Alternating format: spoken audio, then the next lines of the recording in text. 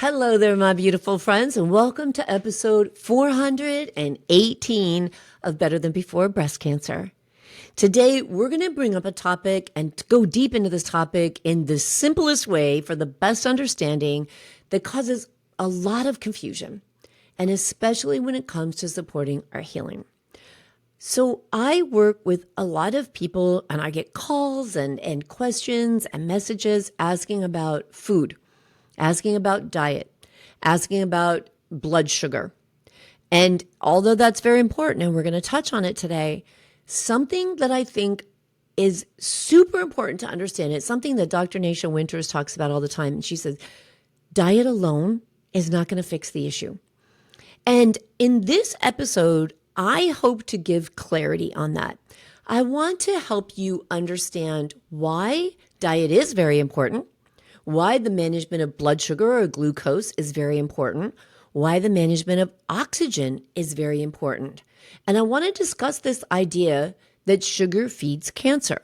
What does that really mean? I mean, is it just that cut and dry, that clear? And how can you support your body taking a whole picture, the holistic picture of your life and your body, and learn to understand different things that need to be incorporated so that you aren't left feeling frustrated. And what I mean by that is a lot of times people will come to me and say, I cut out these carbs and I cut out my sugar, but here's what didn't change. I didn't feel different here. I didn't feel better there. This marker didn't change.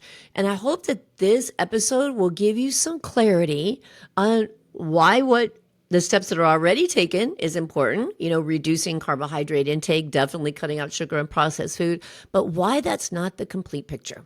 Okay. So what if instead of just going into the panic mode of I've got to cut out all carbs, no fruit, no sugar, no flour, no anything, let's try and reframe that and look at it to gain more clarity from a place of curiosity, from a place of compassion. Because I think, and in my own experience, I truly believe that real healing is not about fear. It can't be fear-based. It can't be fear-driven, because we have to learn to love our body, to want to nourish it, to want to take care of it, and to tune into the language and the signals that it sends to us so that we're listening and supporting it through love and self-compassion, which is not driven by fear. And I think that's where a lot of the healing comes from. So we need to focus on understanding what's happening inside our body and learn how to support that in a way that helps you to feel strong, that helps you to feel grounded, safe in this moment, right? And in your body, and also alive, right? Have great energy. So I want to talk about this process that you may have heard of before, and it's called fermentation. So your body is full of these little tiny, fantastic, mind-blowing, amazing little working machines called your cells. And one of their jobs is to make energy. And they take the food that you eat and they turn it into fuel, and kind of like how a kitchen turns ingredients into a meal, right? Is how your body is working. And your cells have two ways of making energy. The preferred way is to use oxygen for energy. And this process is clean, it's efficient, and it produces a lot of energy. You maybe think back to high school biology and ATP. You remember hearing about ATP? It creates a lot of energy. Well, the backup to this process is called fermentation. It is a quick but much dirtier method that your body uses when oxygen is low or energy is needed fast. And fermentation mostly happens when you're working really hard, like running or lifting something heavy, and your body doesn't have or can't get enough oxygen to your cells fast enough. So your cells are like, no problem, I've got plan B, and they switch to fermentation. So it's actually, again, remarkable. Our bodies are remarkable, and it's a beautiful survival mechanism. It's not a failure, right? It's not like your body isn't working right. It's an adaptation. So in your muscles, fermentation creates a small amount of energy and something called lactic acid. So think about anaerobic exercise, meaning when you're lifting heavy weights and you start to feel that burn, right? That sore, you move to fatigue. So the body is run out of the energy that's oxygenating that muscle and giving you energy. So when we go into this fermentation process, our body produces what's called lactic acid. And so that is, that sore that we say, oh, that's a good sore, right? Because the lactic acid will build up in our muscles. But cancer cells, it's a little different. Fermentation becomes their default. So even when oxygen is available for them to use, they turn to fermentation instead. And that's where this guy you probably heard of, Dr. Otto Warburg, came into the picture. So in the 1920s, just quick cliff notes in case you haven't heard of Dr. Otto Warburg. In the 1920s, Dr. Warburg discovered that cancer cells use fermentation even when there's plenty of oxygen around. And he thought that this was the key to understanding cancer. And in some ways, he was right. But over time, we figured out that his theory was oversimplified, right? And it became just this one statement of cancer feeds on sugar, which is not untrue. But here's the thing. Yes, cancer cells use glucose to make energy, but so do your healthy cells, right? Your brain runs on glucose. Your red blood cells only use glucose. Even your immune system uses glucose to fight off invaders, pathogens, viruses. So glucose isn't necessarily the enemy. Dysfunctional metabolism is the problem, right? Cancer cells don't just feed on sugar. They prefer fermentation. But the deeper issue is why? Why do they do that? And it turns out that the health of your mitochondria, which are these little energy factories inside your cells, plays a very big role here. So when your mitochondria are damaged by inflammation, toxins, low oxygen, or stress, your body shifts to fermentation. So even if you cut carbs, but you don't improve your mitochondrial function, you're not completely solving the root issue. So this is why diet alone isn't enough. Avoiding carbs on its own isn't enough. So let's talk about this unsung hero of energy, oxygen, right? Every time you take in a breath, oxygen travels from your lungs into your blood, and then it gets carried to every cell in your body. So you may be thinking to me, this makes no sense. What do you mean that the cancer in my body or that certain cells in my body are going to turn to another process when there's no oxygen? If I'm breathing, I have oxygen, right? Well, yes, but if you're not moving very much, or if your breathing is very shallow, or if your tissues are inflamed, or your blood is sluggish, like thick, sticky, then your cells might not be getting enough oxygen. And so just because you're breathing and you're alive doesn't mean there's enough oxygen to supply your metabolism and your cells to work in the most optimal way, okay? So when oxygen delivery goes down, fermentation goes up. So one of the most important ways to support your body isn't just what you don't eat. It's what you do with your breath and your body. You know where I'm heading with this, right? What this means is things that are very important in addition to your diet are gentle movement, deep belly breathing, walking outside, resistance training, even just stretching and mindful yoga. So these aren't just feel-good activities, and they shouldn't be. We think of them as optional, but they're really not. They're therapeutic and they're needed for a healthy, optimized metabolism. So when we do these things and we participate in these activities, it's a way of just saying to ourselves, I want you to work well. I realize what you need to survive. I see you, right? I hear you. I see you. So let's zoom out a little bit and let's say that, yes, balancing sugar is important. Yes, reducing processed carbs can help calm inflammation. But we have to completely embrace this idea that healing doesn't happen in the food chart alone, right? It lives in the terrain of your body, the healing, the energy, right? How all of the parts of your body interact. So it encompasses what you eat, how you move, how you sleep, how you breathe, how you think and feel, how you process stress and past trauma, big players there.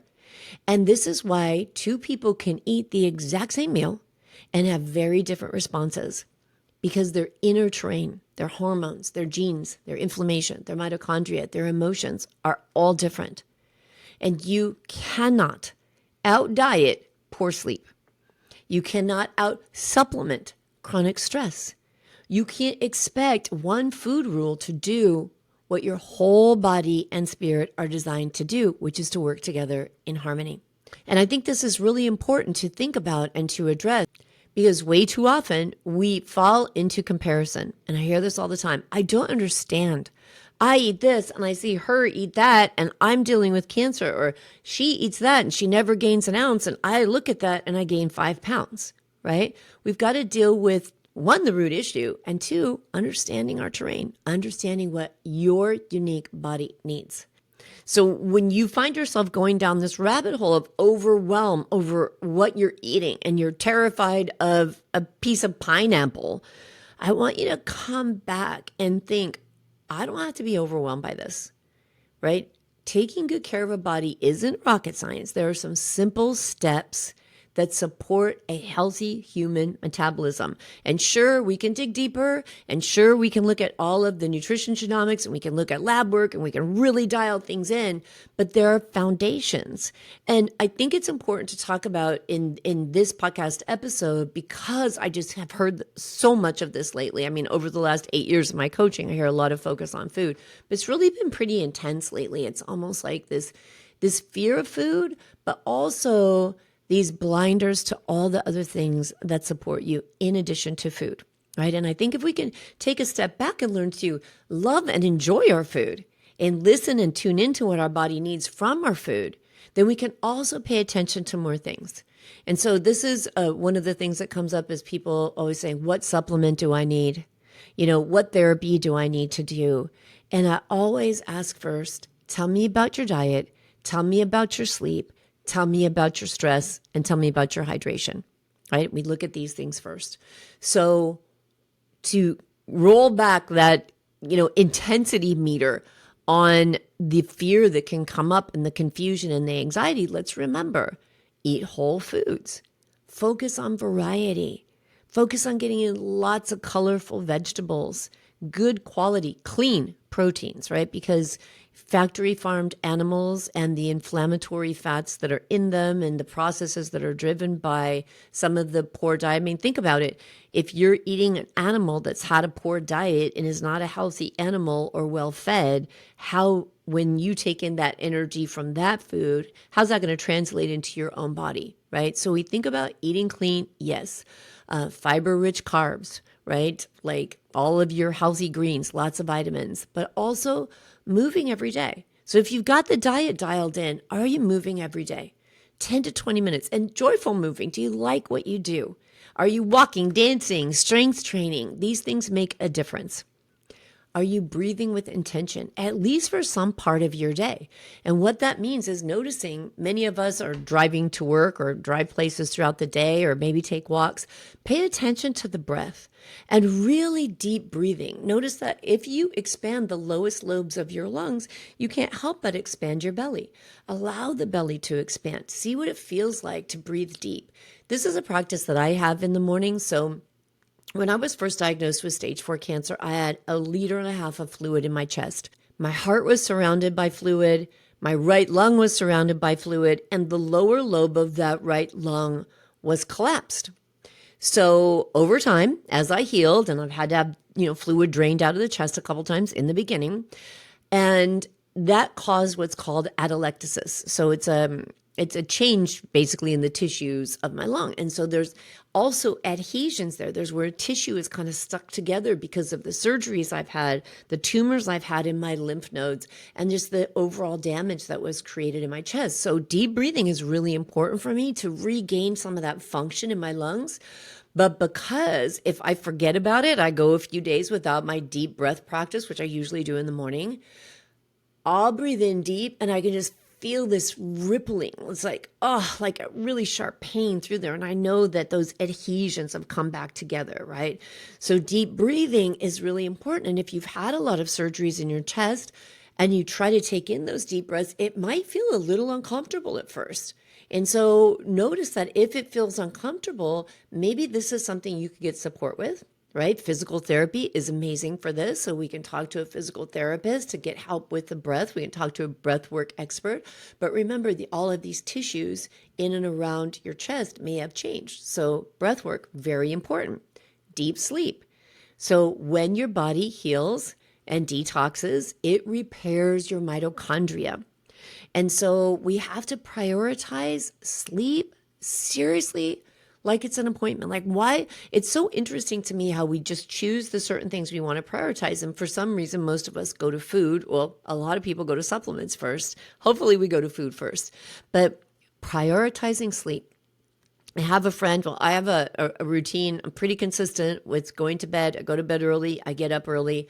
But, I have a couple of friends who are like, nope, 7:30, 8 o'clock. I'm starting to put on my pajamas. 9 o'clock, 9:30, I'm asleep. And they prioritize it. And it's a really healthy boundary for them. Now, sometimes, of course, they deviate and they go out, but on a consistent basis, that healthy sleep routine is so important, and prioritizing it as if it is an appointment for you. This is my appointment because this is what serves my health. This is when I do this thing, right? Very important for whatever works in your routine. And then managing stress, meditation, journaling, taking a warm bath, allowing yourself to say no and honor your boundaries when it comes to things that you don't have the energy for, that you don't enjoy, that you don't like the energy you get from them, right? And practicing really holding on to those healthy boundaries. That's a big stress reducer there. And so if you're eating the healthiest foods and you don't have a single grain in your diet and you never eat sugar or drink anything sugary, but you are constantly feeling on an emotional level assaulted by people violating your boundaries because you're not clarifying them and standing up for them, that's an area that can use a lot of attention, right? Because your diet is not going to compensate for that, right? These small actions, especially, I, again, truly believe when it comes to these actions that protect us emotionally, this helps our body to feel safe. It helps our cells to know they're safer. We have got their back, and that really supports our healing, right? So if you are afraid of food, as is not uncommon, don't think you're alone. I've been through the fear of food. I dip in and out of the fear of food still sometimes. And I think like food is the driver. And I've got to talk myself through that and remind myself that we don't want to get stuck in the fear of, am I feeding cancer with this food, right? We can just kind of let that go a little bit and know that consistency and good choices add up. But it's not the be all and the end all. We've got to give energy to the whole lifestyle, okay? So you have to understand how your body works and be consistent at offering it loving support, not just in one area. Your cells are very, very smart. Your body is very, very smart. It wants to survive. It loves to adapt. And so your cells have lots of backup plans, and we don't need to micromanage every molecule in the body, but to create an environment where it's healthy, most healthy function as possible. Like its plan A is doable, so it doesn't have to go to the backup plans of the plan B, okay? And this happens through nourishment, through breath, through joy, through rest, through movement, right? We want to keep asking ourselves, do I have joy in my life? Am I inviting joy in my life? Am I intentionally creating joy in my life? Right? So just as your body is wise, you are also wise and very capable. And I would love for you to give yourself space to allow yourself to trust your body. Again, listen to it, trust it. Understand what it's saying to you this next 3 months. So this comes out actually on July 4th. So for all of my listeners in the United States, happy 4th of July. And so for this next 3 months in the Better Than Before Breast Cancer and Metabolic Health and Mindset membership, we are focusing on being anchored in the strength of being in the present moment, and of listening to our body and building that trust with our body so we can leave those sayings like, I feel like my body betrayed me behind. So if you would love to jump in and dig into this program, just go to my website, thebreastcancerrecoverycoach.com, and enroll in the Better Than Before Breast Cancer Metabolic Health and Mindset membership. Even if you're hearing this later and think, oh my gosh, I missed it. You didn't miss it, because everything I teach, every lesson we've done since the opening of this membership in March of 2021, all the workshops I've done, all of the programs I've created in the 8 years that I've been coaching, everything is inside that membership. And when you enroll, you can access all of it at any time. So you can get what you need when you need it. There's no need to figure this out alone. There's no need to go through confusion all the time and wonder what to do, because there is support available for you. Okay. And you know what? An interesting thing, again, so many people say to me, I listen to this podcast and I love it, but it's not just about breast cancer. It's about life, and everybody should listen. And you're right. So it isn't just people who've had a breast cancer diagnosis whose bodies decide between using oxygen and using fermentation. It's not just those of us who have had a diagnosis or are living with cancer or working on healing our bodies from cancer who need to know this. Our loved ones, our friends, our family, if they know it, then maybe they can reduce the risk of all kinds of diseases and understand how their bodies work before they get to the stage that we've gotten to and it becomes such an urgent thing, right? So share this episode with somebody. Help them to understand, there is so much more. Food is important. Believe me, I am not saying food is not important. I'm not saying that carbohydrate limitations are not important, but there's so much more. And this oxygen factor, moving your body, I cannot emphasize how important that is. It is part of the therapy. It's part of the healing, and it increases that oxygenation. It improves the quality and the viscosity, the movement of our blood in our body. So hydration, sleep, movement. So let's ask ourselves, are we moving? Maybe you share this with somebody else who you want to move with you so you can support each other in having a healthier life. The way that we turn this Titanic ship of increasing cancer rates is to start before early detection, right? Early detection is great, don't get me wrong, but early detection is also too late because you already have disease. So if we can dial that back and we can work on all these things before we have any kind of diagnosis or detection, then we're that much more ahead of the game. So come to my website, thebreastcancerrecoverycoach.com. In addition to my membership, lots of programs to support you, free downloads that can support you in reevaluating your diet, in managing your mind and your breath and your stressfulness, and that it's all there for you at thebreastcancerrecoverycoach.com. All right. So I hope this cleared up some things for you and helped you to understand better a little bit more about how your body works so that you can turn to the breath. And you can turn to gently loving your body with movement every day, right? And give yourself credit for every single small step, tiny success that you make, because every single one of them counts. All right, friend, happy 4th of July to those of you who celebrate 4th of July, and I will talk to you again next week. And until then, please be good to yourself.